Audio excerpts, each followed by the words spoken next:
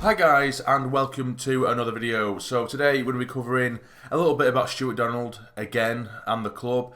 I'm not going to be screaming and shouting and swearing like I did in the last one. I kind of just lost my head a little bit, but I felt like I just had to let loose a little bit in that video. But yesterday a couple of things did happen. Stewart Donald did go on to BBC Radio Newcastle again, and he spoke with Nick Barnes. We'll start with that, but afterwards we will discuss the meeting that he did have with the Red and White Army, amongst other people as well, where they were discussing the potential sale of the club, what could be potentially blocking the sale of the club, and other bits and pieces as well. But on BBC Radio Newcastle, he did say that the club is up for sale for £37.6 million.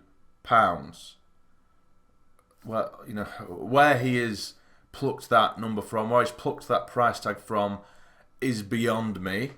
Because he also said that, you know, he wants to get the money back that he's put into the club, which we've already discussed before. It's very minimal. I'm not going to sit here and say he's put absolutely zero, but you know, but because you have to. Do you know what I mean? To keep it ticking over to an extent.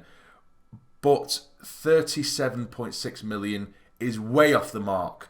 It's only been documented a maximum of around 16 million that Stewart Donald has ever put into the club, and that's maybe, he may or may not have done this, so that's an absolute maximum. So where he's got this extra, 20 odd million to add to that, I do not know. So for me, that just screams that this is about finances. It's 100% about finances. He claims it isn't. He claims that that when I've always said that the fans, when they don't want me, I'll go, that's why I've resigned, etc, etc, and I've took a step back and I've put someone else in my place, basically his puppet, Jim Rodwell, who was at the meeting as well yesterday with the Red and White Army and what have you. But that price tag in itself screams, I don't really want to sell. But if I am to sell, I want to make a hell of a lot of money out of it. That does not show to me that he has the club at heart, which still somehow some fans say that he does. A lot of people, and I have seen a couple of videos as well, Michael Bowers for one as well, which of course you guys know I'm very good friends with, they have sort of stood on the side of, that price is a bargain for a club of Sunderland's size. And yes, that would have been a bargain a good 2 years ago, maybe, 2-3 years ago. Yes, that would have been a bargain, because as Michael has said in his previous video, this club has a lot of potential. But right now, you don't buy football clubs, simply based on potential. And we are in League One. Nearing £40 million for a League One club is daylight robbery, regardless of the potential, regardless of the stadium, the fan base, and the Category 1 academy, which we're doing, nothing with. I'm trying not to swear in this video, by the way. You might be picking up on that. But we're doing nothing with the academy. We're selling off all our best prospects, or at least we're letting them go. Yes, we might have a good stadium and a nice fan base and what have you, but no, 37 million odd, it doesn't even nearly, it doesn't nearly hit that value at this club. Not at all. Not at all. And the most worrying thing as well is Stewart Donald is hiding behind the whole thing of, that the fans are a bit abusing me. I've had times where this is kind of mixing in with the meeting with the Red and White Army, by the way, so I'm kind of tearing off the whole interview with Nick Barnes on the radio, but he was basically saying that the fans, they abuse me, they've abused my family, I've had them stood outside my door. I said I weren't going to swear, but bullshit. I'm calling absolute bullshit on that. There's not a chance that fans at any point have ever stood outside that man's front door. That has never happened. What has happened is he used to be a favourite on Twitter when things were going well, but he can't take criticism. This man is a man-child. He cannot take criticism, and as soon as things weren't going his way, the second he realised that fans didn't believe that the sun shone out of his arse, he hid away and says, the fans are abusing me. Piss off.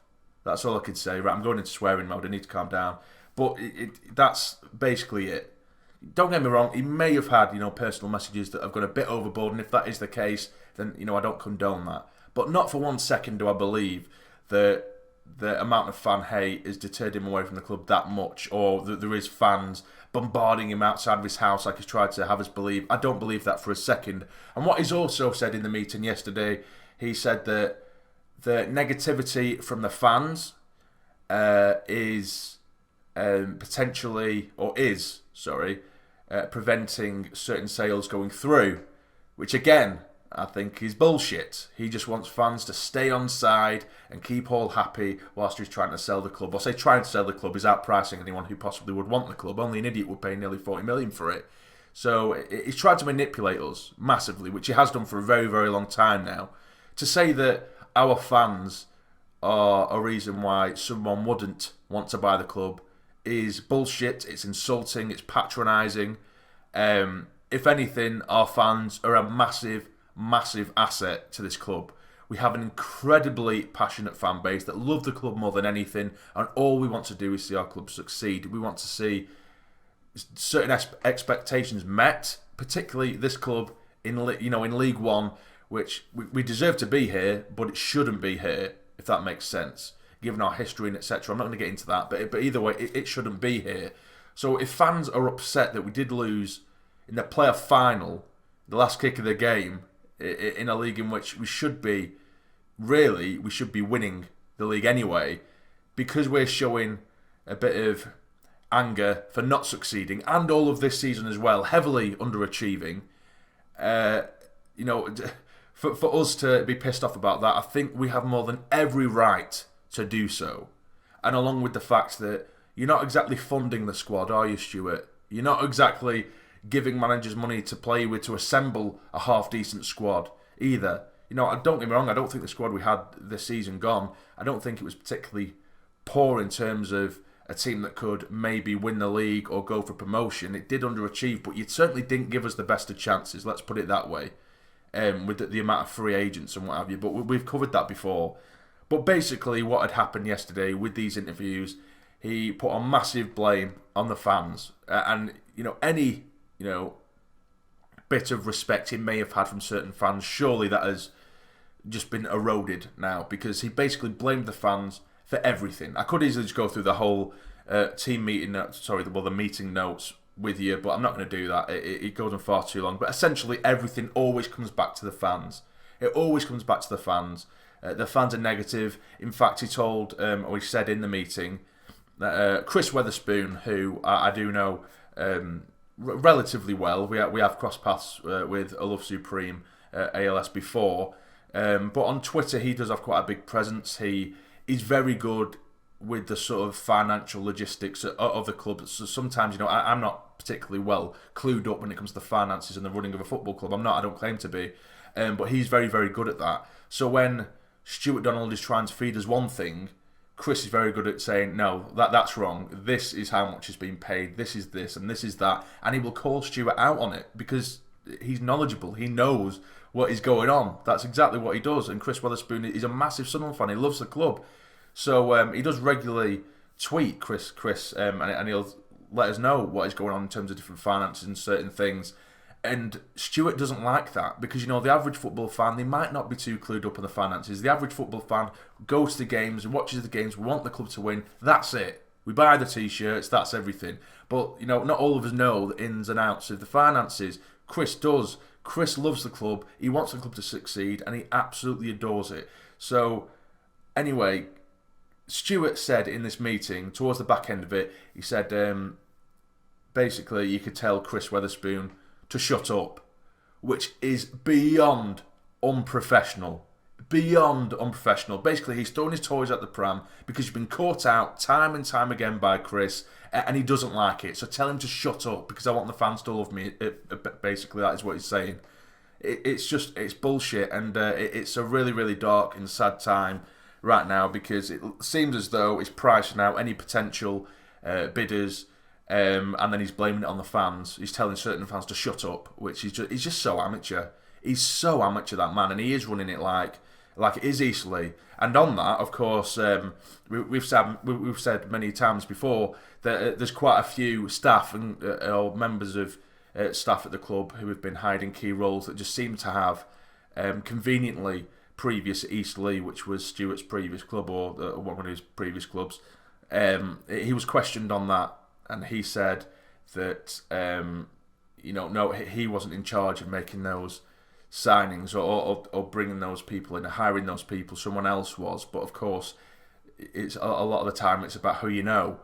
So essentially, he is and he isn't admitting that he is basically just letting his mates. He's giving his mates jobs. It's just it's a mess. It really is a mess right now. But another really worrying thing is he was it just reeked of desperation. Basically, he was saying that anyone that he's seen sort of linked with the club or linked with purchasing the club in the media, he's getting in touch with. So you've got the likes of Sammy Yu, who I really wouldn't like to see touch the club. He's reaching out to him. He's reaching out to different people who basically just been rumoured. So he's basically going through the sun, looking at people who are potentially interested and getting in touch with them, which again reeks of desperation and how unprofessional is that? It's absolutely ridiculous, and it's just sad. It's really, really sad. He did even offer in the meeting. He said, if 37,000 fans want to stick in £1,000 each, and then we'll set up a payment plan. We'll give you the club that way. But you know what? I don't know. It's just for a working class city like Sunderland, to basically say, can you stump up 37 million? We'll give it you. It's just downright frigging patronising. It's insulting, and he's just sat on this frigging pedestal looking down at us like we're fucking peasants. Do you know what I mean? And I don't like it at all. But there is rumours as well around Mickey Gray. Mickey Gray at a time over the last year or so, there was rumours that he was getting a consortium together and he was just going to lead it to take over the club. Now, Mickey Gray has confirmed on Twitter that he had a conversation with the club over the last couple of days, but it wasn't with Stewart Donald. Stewart Donald did have us believe in this meeting or on the radio. He said that he has been in touch with Mickey. He hasn't. It was someone else. But either way, that's by the by. We're just used to his lies. But Mickey said that he has been in touch with the club over the last couple of days. It wasn't with Stewart regarding a potential takeover. But nothing is set in stone. So it may or may not happen. For me, I don't think that will happen personally. I just don't think that. Although it would be nice to have someone like Mickey who understands the club, who brings in a consortium. That'd be nice because it is someone who understands the club. He understands the fans. That'd be nice. That'd be ideal. But I just don't think it will work that way. He just doesn't really convince me in the words he says on Twitter whether there is too much validity to this. But yeah, that is pretty much it. There was a lot of bits and bobs regarding finances, which I'm not going to cover in this video. But basically, what I want you to take from this is Stewart Donald is blaming the fans for preventing or maybe potentially getting in the way of any future sale of the club. But Stewart, we are some of the best fans you will ever meet. All you have done is done us wrong, and we aren't happy with that. That is it. That's as far as it goes. You have done us wrong, and we aren't happy.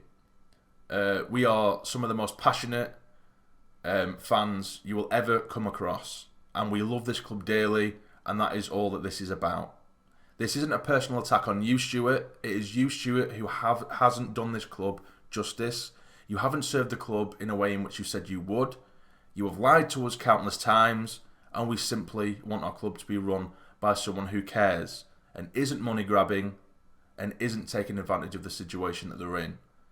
So let me just leave you with one clip before I go, just to show to you how much this club means to the fans. And if you think that this is what is getting in the way of making a sale of the club, then you're a fool. But anyway, if you have enjoyed this video, please hit the like button, subscribe and all that nonsense, and I'll see you later.